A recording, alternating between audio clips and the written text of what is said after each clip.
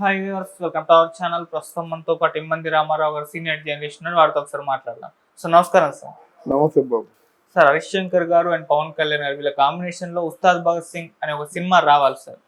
అయితే ఈ సినిమా మరి ఎలక్షన్స్ బిజీలో, అలాగే పవన్ కళ్యాణ్ గారు డిప్యూటీ సీఎం అవ్వడం వల్ల ఆయనకు సమయం కుదరక ఈ సినిమా కాస్త డిలే అయింది. హరిశంకర్ గారు ఈ గ్యాప్ లో మిస్టర్ బచ్చన్ అనే సినిమా తీశారు.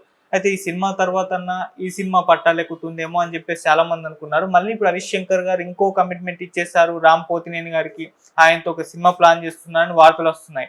మరి పవన్ కళ్యాణ్ గారితో సినిమా ఉస్తాద్ భగత్ సింగ్ దాన్ని పక్కన పెట్టేశారా, అది ఉంటుందా అన్న క్వశ్చన్స్ ఇప్పుడు ఆ పవన్ కళ్యాణ్ గారి అభిమానులు రైజ్ అవుతున్నాయి సార్. మీరేం చెప్తారు సార్? ఇక్కడ పవన్ కళ్యాణ్ గారు ఊహించని నాయకుడు అయిపోయాడు. ఆయన కూడా ఊహించలేదు. ఏదో పోటీ పడి వస్తుంది, ఏదో సేకరిస్తారు అలాగ అనుకున్నారు. కానీ ఇప్పుడు ఈరోజు కొత్తగా మనకి జాతీయ మీడియాల్లో కానీ ఎక్కడైనా చూస్తే Pawan is number 1, Chandrababu is number 2 వాళ్ళు అంటున్నారు, వాళ్ళు పిలుస్తున్నారు. ఆంధ్రప్రదేశ్లో నెంబర్ 1 ఎవరంటే పవన్ కళ్యాణ్.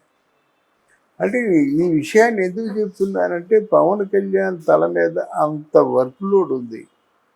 తర్వాత చేయని వాళ్ళకి ఏది లేదు, చేసే వాళ్ళకే తెలుస్తుంది ఆ కష్టం.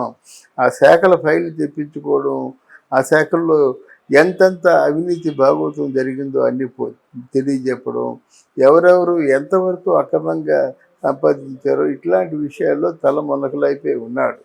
యాక్చువల్గా ఆయన పిఠాపురం కూడా వెళ్ళాలి, పిఠాపురం ప్రజలు కూడా ఆశిస్తున్నారు. ఆయన కొంతమంది వాగ్దానాలు చేశాడు కదా, వాగ్దానాలు చేసే వాళ్ళ దగ్గరికి వెళ్ళి ఏదో ఒక సామరస్యంగా మాట్లాడడం ఎంత చేయాలి. పిఠాపురం కాదు, అప్పుడు వాళ్ళు రోడ్లు వేసేస్తున్నారు.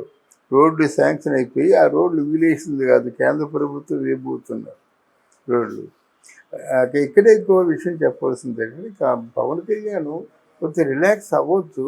అయినా సరే ఆయన ఎవరిని నమ్మటం లేదు. లైక్ చంద్రబాబు నాయుడు లాగే బహుశా చంద్రబాబు నాయుడిని చూసి ఇన్స్పైర్ అయి ఉంటారు.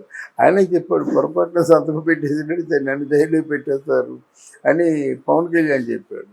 అలాగా ఫైట్స్ అన్నీ చూడడం, వాళ్ళందరికీ యథాలాపం కలెక్టర్తో అంటే చాలా అంటే ఎమర్జెన్సీ మీటింగులు ఉంటాయి కదా, అలాగే ఎమర్జెన్సీ మీటింగుల్లాగా వాళ్ళని పిలిపించుకొని మాట్లాడడం, ఈ విషయంలో కొంత సినిమాకి గ్యాప్ ఇచ్చినట్టుగా నాకు అర్థం అవుతుంది.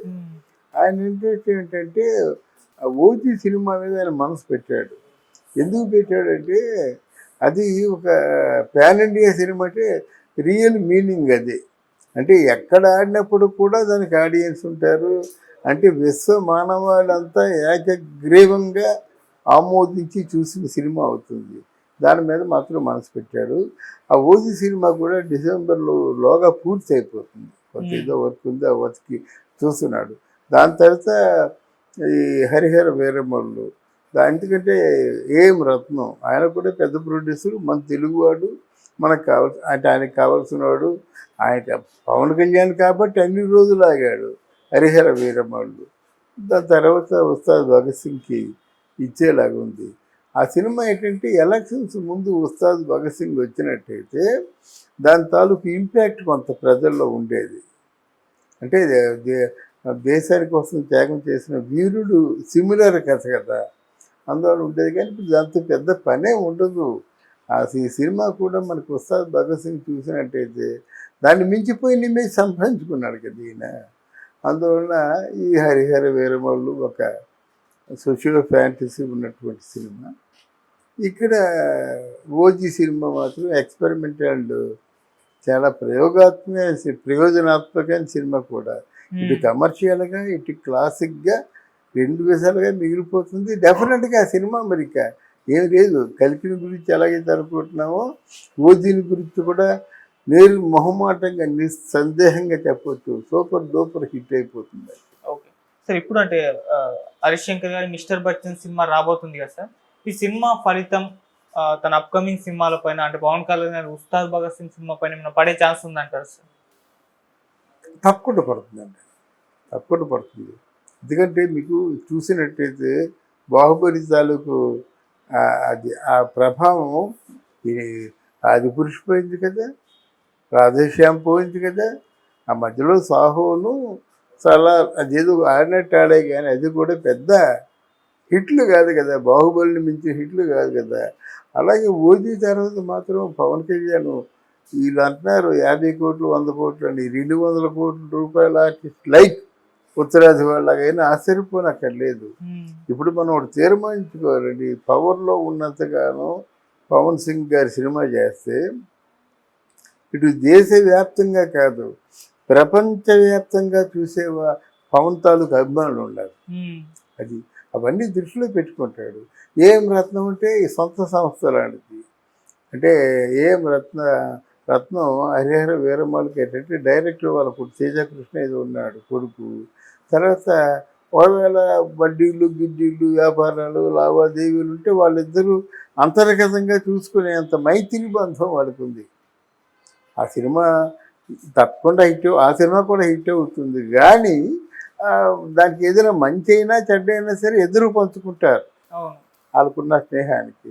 ఆ మూడోది భగత్ సింగ్ మాత్రం అది అవుట్ ఆఫ్ పీరియడ్ అయిపోతుంది. బాగా అయినా బాగుంటుంది. కానీ ఇప్పుడు భగత్ సింగ్ అంటే ఈయన బాగా మాట్లాడుతున్నాడు కదా, ఈయన ఎక్కడికి వెళ్ళినా సరే ఒక పెద్ద ఆయన చూపించాలంటే పెద్ద ఫైర్ వెలిగిపోతుంటుంది, దాంట్లోంచి వస్తాడు ఈయన. అలాగుంది, అలాగ చూపిస్తే కానీ జనాలకు సాటిస్ఫాక్షన్ లేదు. ఆ పెట్టపురం వాసులు మాటలు వింటుంటే మా దేవుడు బాబు అంటున్నారు. అలాగా అంత ఇమేజ్ సంపాదించుకున్నాడు కనుక ఇవన్నీ ఆయన ప్లాన్ ప్రకారం చేస్తున్నాడు కనుక.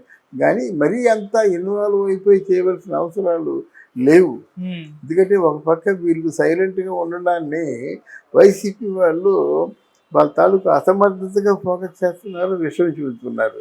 దాని గురించి ఒక రాజకీయ ఇప్పుడు నాయకుడిగా కాకుండా రాజకీయ నాయకుడిగా కూడా నువ్వు ఆలోచించాలి కదా. కెరీర్లో నువ్వు ఒక పక్క పనిచేస్తుంటే ఒక పక్క నిన్ను సోంబేరి చేసి స్వార్థ పనులు చేసే మాటలు మాట్లాడుతుంటే నువ్వు రాజకీయంగా ఏమి ఎదిరించినట్టు. వాళ్ళు తిప్పు కొట్టాడు కదా. అప్పుడా 11 సీట్లు వచ్చిన వాళ్ళేమో రోజుకి 4-5 అంటే మీటింగ్లు పెట్టేసి దుమ్మెత్తిపోతున్నారు అన్నమాట. వాళ్ళ దృష్టిలో ఎలా ఉందంటే ఆంధ్రదేశం తగలబడిపోతుంది, ఇంకా వీళ్ళు కొనసాగించినట్టయితే మరి ఆంధ్ర ప్రజలు ఎవరు బతకరు, ఇంకా కొనసాగించినట్టయితే మా వాళ్ళు కూడా వస్తారు, తరిమి కొడతారు, ఇట్లాంటి మాటలు వినిపిస్తున్నాయి కదా. అంతకుముందు పవన్ ఏ స్థాయిలో రియాక్ట్ అయ్యేవాడో ఇప్పుడైతే బాగుండేది. అదొక నిరుత్సాహం మాత్రం అందరిలో ఉంది. ఈ వీడియో పవన్ దృష్టికి అంతా చూసి ఆ విధంగా కూడా బాగుంటుంది. మీరు పని చేస్తున్నారు కాదని చెప్పను, అది చేస్తుందానికి ఒక సార్థకత కావాలి కదా. ఆ పరాయవాడు ఎన్ని మాట్లాడుకుంటే మనకేమైనా ఆలోచన మీకు ఉండవచ్చు, కానీ ఆ పరాయవాడు 10 సార్లు చెప్పిన అబద్ధం ఒక నిజం అవుతుంది రేపు. అది కష్టం కనుక ఆ విషయంలో జాగ్రత్త పడడం పవన్ కళ్యాణ్ అవసరం. ఓకే సార్, ఇప్పుడు పవన్ కళ్యాణ్ గారు నెక్స్ట్ 3 సంవత్సరాల్లో తన 3 సినిమాలని రిలీజ్ చేసే ఛాన్స్ ఉందా సార్? అంటే ఇయర్కో సినిమా అలా తప్పని చేస్తారండి. ఇది పరిపాలన సెపరేట్ అయిపోయిన తర్వాత ఇంకేముంది, అది కలెక్టివ్ చూసుకోవాల్సింది విజయ్ కదా. అవి విధి విధానాలన్నీ ఏ జిల్లాకి వెళ్ళినప్పుడు కూడా జనసేన నాయకులు ఉన్నారు. జనసేన నాయకులకి ఏదో నామినేటెడ్ పోస్టులు ఇస్తారు, అంటే పరిపాలనా సౌలభ్యం కోసం అవసరమైన పదవులు ఇస్తారు. జనసేనని ఇంత ముందు కంటే ఆంధ్రప్రదేశ్ చుట్టూత అన్ని జిల్లాల్లో విస్తృతంగా అంటే పెంచుకునే ప్రయత్నం చేస్తారు, పెరిగే ప్రయత్నం చేస్తారు. అయితే అడపదనక పవన్ కళ్యాణ్ ఒక రౌండ్ వేస్తారు తప్ప ఇక్కడ నిత్యం జనం మధ్య ఉండవలసిన అవసరం లేదు కదా. పవన్ కళ్యాణ్ ఉన్నా లేకపోయినా ఆ రోడ్డు వేస్తున్నట్టయితే పవన్ కళ్యాణ్ వేయించింది రోడ్డే. ఆ ఉప్పాడు బీచ్ ఎంత పెద్ద సుందరంగా తీర్చిదిద్ది ఒక లోకో షైడ్ లాంటిది కట్టి వాడికి ఏదైనా ప్రాణ రక్షణ కోసం అది చేసి కోరుకున్న అది ఇచ్చినట్టయితే పవన్ కళ్యాణ్ చేసినట్టే కదా. వార్తల్లో ఉంటాడు. ఏ జిల్లాల్లో ఏ ప్రాంతాల్లో సమస్యలు ఏమున్నాయో ఆ సమస్యలకు పరిష్కారం పవన్ కళ్యాణ్ వచ్చి చేయవలసిన అవసరం లేదు. జనసేనలో ఉన్న ఏదో నాయకులుగా ఉంటారు కదా, వాళ్ళు నడిపిస్తారు. వాళ్ళు కాస్త కోస్త వాళ్ళకి కూడా ఆలంబనగా ఉంటుంది, పనులు కూడా జరుగుతాయి అన్నమాట. ఆ ప్రోగ్రెస్ రిపోర్ట్ నెలల్లో తెప్పించుకుంటా అని చెప్పాడు, అది చాలా మంచి విధానం. అలాగే మీరు చేసే పనులు కూడా డైలీ ఎక్కడొక్కడ ఎస్టాబ్లిష్ అయ్యేలాగా మీరు ప్లాన్ చేసుకోవాలి. అదే నేను కొత్తగా చెప్తున్నాను. ఈ పనులు చేస్తున్నారు అనుకోండి, అదే ఒక థియేటర్లో ఫోకస్ చేయడము, ఒక నగరాల్లో ఫోకస్ చేయడం అయితే బాగుంటుంది. వీళ్ళు ఏదైనా సోది మాటలు చెప్పినా సరే మాకు చెప్పారయ్యా పవన్ కళ్యాణ్ అంతా అంటారన్నమాట. ఆ భరోసా మీరు ఇవ్వగలిగితే బాగుంటుంది.